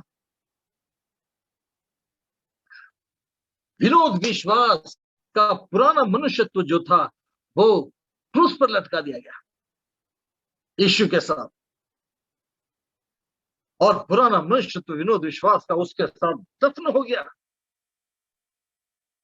और अब जो विनोद विश्वास है वो नई सृष्टि है, पुरानी बातें सब खत्म हो गई। हम साधारण लोग नहीं हैं, हम एक्स्ट्रा ऑर्डिनरी लोग हैं। हमारा पोटेंशियल क्या है? हमारा पोटेंशियल ये है कि जब हम उसके साथ उसके मृत्यु में थे, जब हम उसके साथ उसके दफनाने में थे, कब्र में थे, और जब हम उसके पुनरुत्थान में उसके साथ थे, तो हम क्यों अब नए जीवन की सी चाल ना चले? 5वें वचन में लिखा है, क्योंकि यदि हम उसकी मृत्यु की समानता में उसके साथ जुट गए तो निश्चय उसके जी उठने की समानता में भी जुट जाएंगे। ये हमारा पोटेंशियल है प्रियो। हम साधारण लोग नहीं हैं। जितने लोग प्रभु में अभी अभी नए नए आए हैं, अपने परिवार से, पड़ोसियों से मैं समझता हूं और जानता भी हूं कि आप कैसे समय का और कैसे अपोजिशन का, दुख का, सताव का सामना कर रहे हैं। परंतु मैं आप लोगों को बताना चाहता हूं, आप साधारण लोग नहीं हैं। जगत की उत्पत्ति के पहले से परमेश्वर ने तुम्हें चुन लिया। वो तुम्हारे लिए क्रूस पर मारा गया, आपकी और मेरी मुक्ति के लिए। उसने क्रूस के ऊपर हमारे सारे अधर्मों को जड़ दिया। आप यीशु के साथ सहभागी हुए उसकी क्रूस पर, उसकी मृत्यु पर और उसके पुनरुत्थान के ऊपर। हम एक्स्ट्रा ऑर्डिनरी लोग हैं। एक बार प्रभु यीशु मसीह ने चेलों से पूछा, लोग मेरे बारे में क्या बोलते हैं?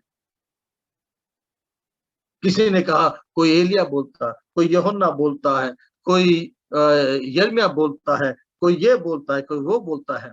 यीशु मसीह ने सब चेलों की बात सुनी और कहने लगा, लोगों को बोलने दो वो क्या बोलते हैं, तुम मुझे क्या बोलते हो? और तुरंत पतरस कहने लगा, तू जीवते परमेश्वर का पुत्र मसीह है। यीशु ने क्या कहा? पतरस, ये बात मांस और लहू ने तुझ पे प्रकट नहीं की, लेकिन मेरे पिता ने ये बात तुझ पर प्रकट की। इसलिए क्योंकि तूने सच्चाई का अनुभव किया, इसलिए अब मैं इसी चट्टान के ऊपर अपनी कलीसिया बनाऊंगा। ग्रीक भाषा में दो शब्द आए हैं, एक पेट्रा और एक पेट्रोस। पेट्रा मतलब पतरस, उसका नाम पतरस, पेट्रा। और पेट्रोस मतलब एक बहुत बड़ी पत्थर की चट्टान, पेट्रा। तो प्रभु यीशु मसीह कहता है, हे पेट्रोस, मैं इसी पेट्रा के ऊपर, इसी चट्टान के ऊपर, और वो चट्टान क्या, जो अभी अभी तेरे मुख से निकली कि तू जीवते परमेश्वर का पुत्र मसीह उद्धार करता है, इस चट्टान के ऊपर। हम गाते थे ना बचपन में, चट्टान पे बुद्धिमान ने बनाया अपना घर, और फिर उसका आखिरी पद था, यीशु है हमारे जीवन की चट्टान। यीशु मसीह वो चट्टान है। हे पतरस, ये बात तुझ पर मांस और लहू ने नहीं, लेकिन मेरे पिता ने ये बात तुझ पे प्रकट की है। इसीलिए हे पेट्रोस, मैं इसी पेट्रा के ऊपर जो अभी तेरे मुख से निकला है, इसी चट्टान के ऊपर यीशु मसीह, जिसके विषय में कुरिन्थियों कहता है, और हमारे बाप दादों ने उसी चट्टान से पिया जो उनके साथ साथ चलती थी जंगल में, और वो चट्टान मसीह यीशु था। इस चट्टान के ऊपर अपनी कलीसिया बनाऊंगा। और सुन, मैं तुझे स्वर्ग के राज्य की कुंजियां देता हूं। जो कुछ तू इस पृथ्वी पे बांधेगा वह स्वर्ग में बंधेगा, और जो कुछ तू इस पृथ्वी पे खोलेगा स्वर्ग में खुलेगा। वाह, व्हाट पोजीशन, पोटेंशियल हमारा क्या है, आपका पोटेंशियल क्या है। पौलुस रोम की कलीसिया को समझाता है, मुझे और आपको भी समझा रहा है, बता रहा है, इस सच्चाई को समझो कि आपका पोटेंशियल क्या है। पोटेंशियल ये है कि आप इधर उधर नहीं, उस चट्टान के ऊपर हो, उस चट्टान पे कलीसिया बनाते हो, तुम उस चट्टान के ऊपर स्थिर हो। आपका पोटेंशियल यह है कि आप इस बात को समझते हैं कि यीशु ही जीवित परमेश्वर का पुत्र, उद्धार करता मसीह है। आपका मेरा पोटेंशियल क्या है? हमारा पोटेंशियल यह है, जो कुछ भी हम पृथ्वी पे बांधेंगे वो स्वर्ग में बंधेगा, जो कुछ पृथ्वी पे खोलेंगे स्वर्ग में खुलेगा। हमारा पोटेंशियल क्या है? हमारा पोटेंशियल यह है कि स्वर्ग के राज की कुंजियां, प्लूरल, एक रूम की चाबी नहीं, सारे के सारे रूम और सारे गोदाम की चाबी हमें दी गई। जो कुछ हम यहाँ पर खोलेंगे वो स्वर्ग में खुलेगा, जो हम यहाँ बांधेंगे वो स्वर्ग में बंधेगा। हमारा पोटेंशियल ये है। हम इस नाशवान देह में, इस नाशवान शरीर में रहते हुए भी अविनाशी देश और अविनाश के राज की कुंजियां अपने हाथ में लिए हुए। हम मर गए पाप के लिए, अब क्यों कर उसमें जीवन बिताए? क्यों दोबारा से हम पाप करें? प्रियो, यही बातें आज मैं आपके साथ शेयर करना चाह रहा था, क्योंकि हम अपनी जिंदगी के विषय में बहुत कम सोचते हैं कि कैसी सोच और किस प्रकार की लाइफ हम लोग जी रहे हैं। हम अपनी पोजीशन के बारे में शायद ही सोचते हैं कि who we are. We have been baptized into Jesus. और जिसमें हम डूबे हुए हैं तो लोगों को वही दिखना चाहिए जिसमें हम डूबे हुए हैं। अंताकिया की कलीसिया में पहली बार क्रिश्चियन शब्द इस्तेमाल हुआ। अंताकिया में यीशु मसीह के चेलों को देखकर लोगों ने कहा, वो देखो क्रिश्चियन जा रहे हैं।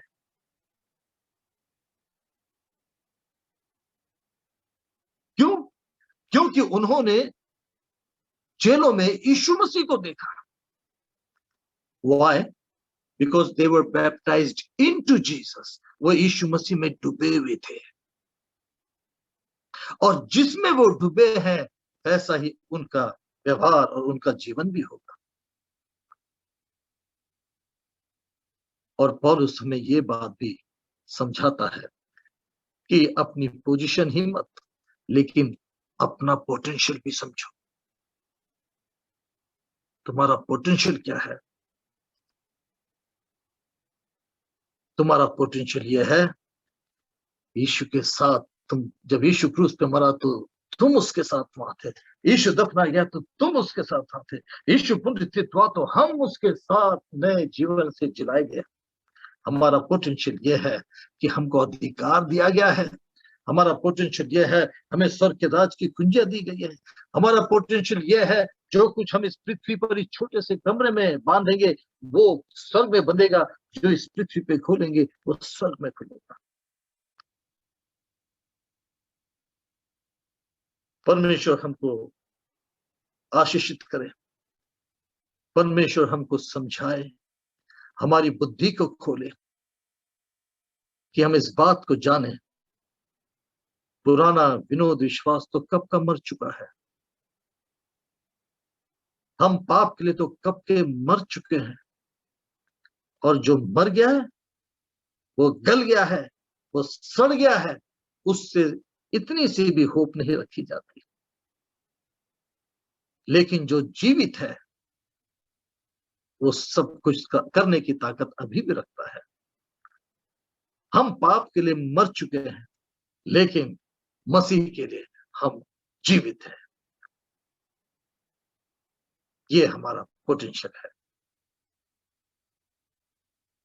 So how a dead man should live? A dead man should live in new life with Jesus. एक मरे हुए इंसान को जो पाप के लिए मरा है, अब वो पाप के लिए नहीं, परंतु अब वो जिसमें जीवित है, उसमें जी करके और उसमें जीने के लिए अब उसको स्थिर रहना है, और उसी जीवन में उसे वो सब कुछ करना है, क्योंकि अब वो खुद के हिसाब से नहीं, लेकिन जिसमें डूबा है उसके हिसाब से चलाएगा। शारीरिक मनुष्य शरीर के हिसाब से चलता है, परंतु आत्मिक आत्मा के चलाए चलता है, और हम उनमें से लोग हैं। परमेश्वर आप सबको बहुत बहुत आशीष दे। एक गीत गाऊंगा छोटा सा, और फिर उसके बाद वादिद साहब आपके हाथ में मैं छोड़ूंगा और आप आगे की मीटिंग चलाएं।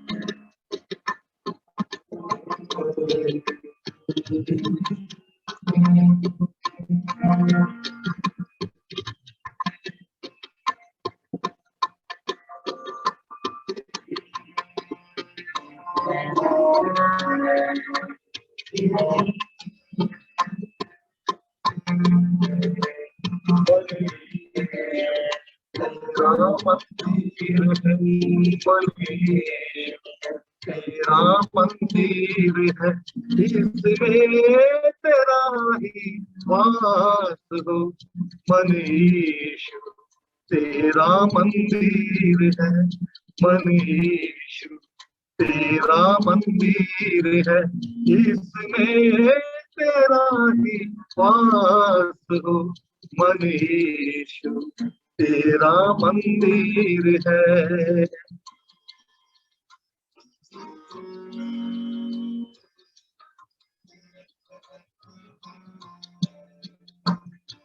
शैतान की राहों में था मैं, तूने मुझे बचा लिया।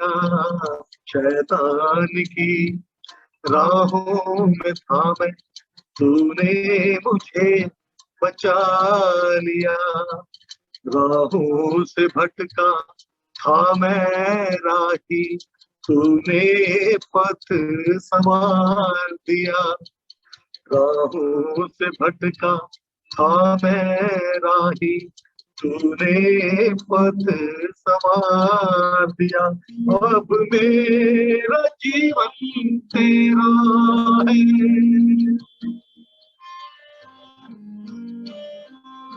अब मेरा जीवन तेरा है। तू मेरे मन का स्वामी मनीषु। तेरा मंदिर है मनीषु, तेरा मंदिर है, इसमें तेरा ही वास हो। मनीषु तेरा मंदिर है।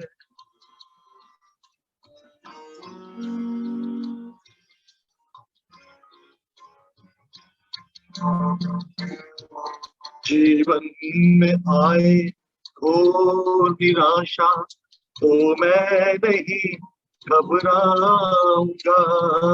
जीवन में आए घोर निराशा तो मैं नहीं घबराऊंगा।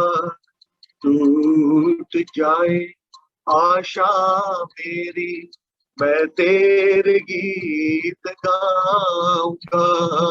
टूट जाए आशा मेरी, मैं तेरे गीत गाऊंगा।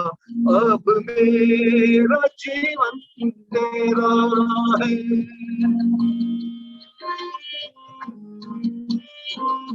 अब मेरा जीवन तेरा है।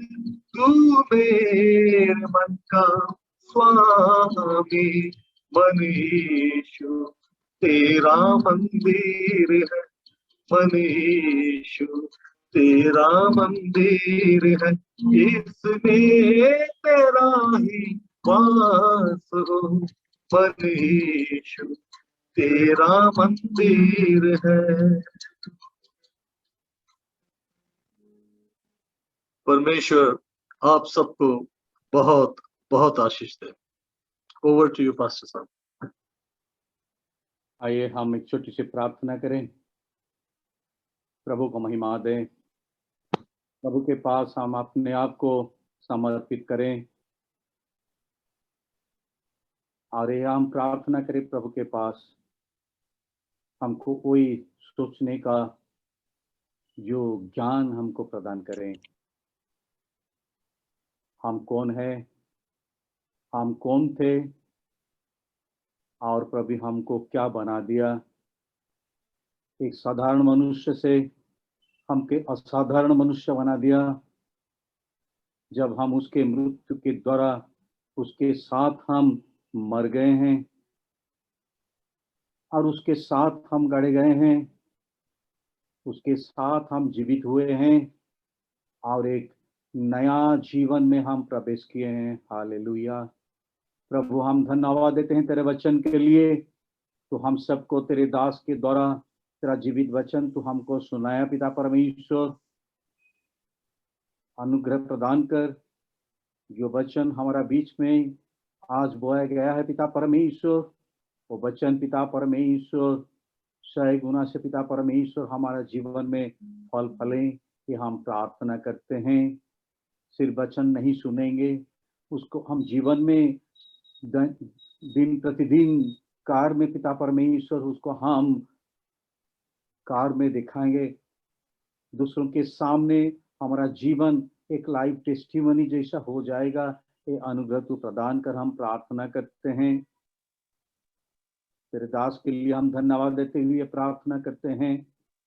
तेरे दास को पिता परमेश्वर तेरे आत्मा के अवगान के द्वारा पिता परमेश्वर और तेरे महिमा के लिए तू विनियोग कर, कि हम प्रार्थना करते हैं।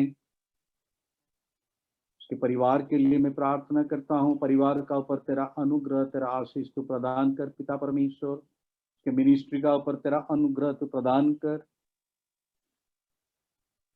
ये सब काम के द्वारा पिता परमेश्वर से तू महिमा ले, तेरे राज्य वृद्धि पाए, हम प्रार्थना करते हैं। जितने भाई बहन बच्चों ने आज ये उपासना में आराधना में भाग लिए हैं पिता परमेश्वर, सबको तेरे हाथ में सौंपते मैं प्रार्थना करता हूँ। सबका ऊपर तेरा अनुग्रह तेरा आशीष तू प्रदान कर। जो परिवार में जो कुछ मांग है पिता परमेश्वर तू जानता है, वो मांग को पिता परमेश्वर तेरे इच्छा से तेरे समय पर तू पूरा करके तू महिमा ले, मैं प्रार्थना करता हूँ। जो शारीरिक रूप में पीड़ित हैं पिता परमेश्वर, उन सबको हम तेरे पास लाते हैं और प्रार्थना करते हैं। चंगाई देने वाला परमेश्वर, तेरा चंगाई तू सबका पर तू प्रदान कर। जिसका जो घटी है पिता परमेश्वर अपना जीवन में वो घटी को पिता परमेश्वर तू पूरा कर दे पिता परमेश्वर, दूर कर दे पिता परमेश्वर, अनुग्रह प्रदान कर पिता परमेश्वर, झोली का सबका झोली को तू भर दे पिता परमेश्वर। मैं प्रार्थना करता हूँ हमारे कलीसिया के जितने भाई बहन पिता परमेश्वर जॉब में है पिता परमेश्वर, उन सबको तू आशीषित कर। जो बच्चों ने पढ़ाई कर रहे हैं उनका ऊपर तेरा अनुग्रह तू प्रदान कर, ज्ञान दे, बुद्धि दे। जो तेरे सेवकाई में है पिता परमेश्वर, सबको तू और भी तेरे महिमा के लिए तू उन सबको तो इस्तेमाल कर पिता परमेश्वर। मैं प्रार्थना करता हूँ जो जॉब का भी ढूंढते हैं पिता परमेश्वर, उनको तो तेरे इच्छा अनुसार पिता परमेश्वर तेरे समय पर उन सबको भी तेरा एक अच्छा जॉब तो प्रदान कर। ये मैं प्रार्थना करता हूँ। आज का रात का ये वार को हम तेरे हाथ में दे देते हैं पिता परमेश्वर। हम सबको तो सुनिद्रा दे, स्वप्नों के द्वारा, दर्शन के द्वारा तो हम सबके साथ बात कर, और तेरे इच्छा से एक नया दिन में प्रवेश करने के लिए तो अनुमति दे। तेरे दिन में हम प्रवेश करेंगे, आराधना में हम भाग लेंगे, तृप्त होंगे, और तेरे वचन में और भी आगे बढ़ के पिता परमेश्वर वचन को दूसरों को शेयर करेंगे। ये अनुग्रह तू प्रदान कर। हर एक विषय को तेरे हाथ में सौंपते हुए, अपने आप को तेरे हाथ में देते हुए, ये प्रार्थना हमारा उद्धार करता यीशु मसीह नाम से मांगते हैं, सुन और तू ग्रहण कर। आमीन। आमीन। हम सब मिलकर प्रभु का प्रार्थना करेंगे। हे हमारे पिता तू जो स्वर्ग में है, तेरा नाम पवित्र माना जाए, तेरा राज्य आए, तेरी इच्छा जैसे स्वर्ग में पूरी होती है वैसे इस पृथ्वी पर भी। हमारी दिन भर की रोटी आज हमें दे, और जैसे हमने अपने अपराधियों को क्षमा किया वैसे तू भी हमारे अपराधों को क्षमा कर, और हमें परीक्षा में न ला बल्कि बुराई से बचा, क्योंकि राज पराक्रम महिमा सदा तेरी है। आमीन। आपकी है। आमीन। आइए हम आशीष लेंगे। पिता परमेश्वर का प्रेम, पुत्र परमेश्वर का अनुग्रह, पवित्र आत्मा परमेश्वर का शांति हम सबके साथ आज और सदा सर्वदा बनी रहें। आमीन। मैं हिंदुस्तानी कलीसिया की ओर से पास्टर विनोद विश्वास को मैं धन्यवाद देना चाहता हूं। हम सबके लिए समय रखें और हमारा बीच में आकर, जब भी बहुत दूर में है नागपुर में, तब भी हमारा साथ आ गए और हम सबको गाने के द्वारा, परमेश्वर के जीवित वचनों के द्वारा हमको अतृप्त किए हैं। इसलिए हम प्रभु को धन्यवाद देते हुए प्रभु के दास विनोद विश्वास को हम धन्यवाद देते हैं। प्रभु आपको आशीष दे और प्रभु की महिमा के लिए प्रभु और भी आपको इस्तेमाल करे, ये हमारा प्रार्थना है। और थैंक यू। आप जितने भी भाई बहन बच्चों ने आज ये विशेष आराधना में भाग लिए हैं, आप सबको मैं धन्यवाद देता हूं। प्रभु आप सबको आशीष प्रदान करे। आमीन। Thank you so much pastor साहब, thank you so much pastor Niklesh and ये पास्टर साहब, एक्चुअली मैं थोड़ा correct, I am not a pastor, you know, I want it, I am looking forward to that, but मैं pastor नहीं हूँ, तो please देखो अभी इतने क्या बड़ा कंफ्यूज हो जाता हूँ मैं। कल भी मीटिंग हुई, उसमें भी तीन चार पास्टर्स थे, बॉम्बे से भी थे, पुणे से भी थे। तो मैंने नाम पढ़ करके बोला तो उन्होंने कहा कि ये रेवरेंड ये हैं, तो इसलिए मैंने पहले से ही बोल दिया। और दूसरी बात आपको एक छोटा सा, पादी साहब 2 मिनट है क्या? हाँ जरूर है। अच्छा, मैं जब मेरी शादी हुई तो मैं और मेरी पत्नी ने कहा कि हम लोग एक काम करेंगे कि लोग शादी के बाद इधर उधर जाते हैं, तो हम लोग 40 दिन का ट्रिप निकालेंगे और महाराष्ट्र के गांव में जाके मिनिस्ट्री करेंगे। तो मैं और मेरी पत्नी हम दोनों शादी के होते ही एक गांव में चले गए, एक डिस्ट्रिक्ट में चले गए और उस गांव के छोटे छोटे और बड़े बड़े गांव जो इंटीरियर में थे, जहाँ पे गाड़ी भी नहीं जाती थी, तो हम मोटर बाइक से सफर करते थे। और मेरे पीछे पीछे गांव के जो विश्वासी लोग वो भी अपनी साइकिल में आते थे। तो रोज किसी एक गांव में जाते थे और वहां पे मैं भजन कीर्तन करता था और परमेश्वर के वचन का प्रचार करता था। और ये सारे पास्टर्स लोग भी मेरे साथ जाते थे। तो मेरी गाड़ी में लाइट थी, बाकी की गाड़ी में लाइट नहीं। और उस गोंदिया डिस्ट्रिक्ट के पास रिजर्व फॉरेस्ट है, जंगली जानवर है, टाइगर है, लेपर्ड्स है। तो मैं और मेरी पत्नी बाइक में लेकर लाइट जलाते थे और सारे पास्टर्स लोग अपनी साइकिल में बेचारे गांव के जाते थे। तो हमने वहां सेवकाई की। तो एक पास्टर जिसने जो मेनली जिसने हमें होस्ट किया था इस मिनिस्ट्री के लिए गांव गांव की, तो वो जिस भी गांव में जाता था वो मेरा इंट्रोडक्शन बहुत बड़ा बताता था और मुझको ऐसा बताता था जो मैं हूं नहीं। वो बोलता था आज, हाँ इतनी तो बात है कि लोग मुझे रेडियो में रोज सुनते थे और ये भी जानते थे विनोद विश्वास रेडियो में गाते हैं, कैसेट्स थे मेरे, सीडीज वगैरह। लेकिन कुछ और बातें उसमें ऐड कर देते जो सच्ची नहीं थी। वो बोलते थे आज विनोद विश्वास हमारे बीच में है पास्टर साहब, और इनको बिल्कुल समय नहीं मिलता है, बड़ी मुश्किल से आज देखो हमारे बीच में आए हैं और इनको पाना बड़ा मुश्किल है। कभी अमेरिका में रहते, कभी कनाडा में रहते हैं, कभी ऑस्ट्रेलिया में रहते हैं, कभी जर्मनी में रहते हैं, कभी फ्रांस में रहते हैं। तो एक जगह उन्होंने ऐसा बोला, फिर मैं कुछ नहीं बोला। दूसरी जगह गए, वहां पे भी ऐसा बोला, और तीसरी जगह गए, वहां पे भी बोला। तो मेरी पत्नी कहने लगी कि आप तो अभी तक किसी भी देश में गए नहीं, सिर्फ नेपाल गए और भूटान गए, और पास्टर साहब सब तरफ ऐसे बोल रहे हैं कि आप कभी अमेरिका में रहते, कभी ऑस्ट्रेलिया में रहते, उनके पास समय नहीं रहता। आज हम बहुत हमारा भाग्यशाली है कि आज हमारे बीच में आए। मैंने कहा हाँ मैं भी सुन रहा हूँ 2-3 दिन से पास्टर साहब से। और पास्टर साहब से कहा मैंने, पास्टर फतेह उनका नाम था। मैंने बोला पास्टर फतेह, आपको एक बात बोलनी है। आप मेरे बारे में लोगों को बताते हैं और आप कहते हैं कि कभी अमेरिका में रहते, कभी ऑस्ट्रेलिया में रहते, कभी इंग्लैंड में रहते, कभी जापान में रहते, कभी कहीं अलग अलग देश में। पादी साहब मैं किसी भी देश में नहीं गया। मैंने उनको बताया मैं सिर्फ नेपाल और भूटान गया और किसी भी देश में मैं गया नहीं। तो आप मेहरबानी करके ऐसा मत बोलिए, मुझे अच्छा नहीं लगता। मेरी पत्नी भी मुझे बोल रही थी कि पादी साहब को आप बताइए। तो पास्टर साहब मेरे चेहरे को देखने लगे ऐसे करके, थोड़ी देर देखते रहे, बोलते आप सच में किसी और देश में गए नहीं जो जो मैंने नाम लिए? मैंने कहा नहीं। तो चले जाओगे, अब तो मुंह से निकल गया। तो तो अब क्या बोलूं मैं? उन्होंने कहा नहीं गए ना। मैंने कहा नहीं। तो चले जाओगे भाई, अब तो मेरे मुंह से निकल गया, अब तो चले जाओगे। मैं मिनिस्ट्री करके आया इधर, एक आधा हफ्ता, 1-2 हफ्ते बीत गए। तो मैं मेरे साड़ू भाई के घर में गया। तो उसके घर में मेरा मेरा एक लेटर आया हुआ था, और अच्छे मोटे खड्डे के एनवलप में, और उस खड्डे के ऊपर लिखा था यूनाइटेड स्टेट्स ऑफ अमेरिका।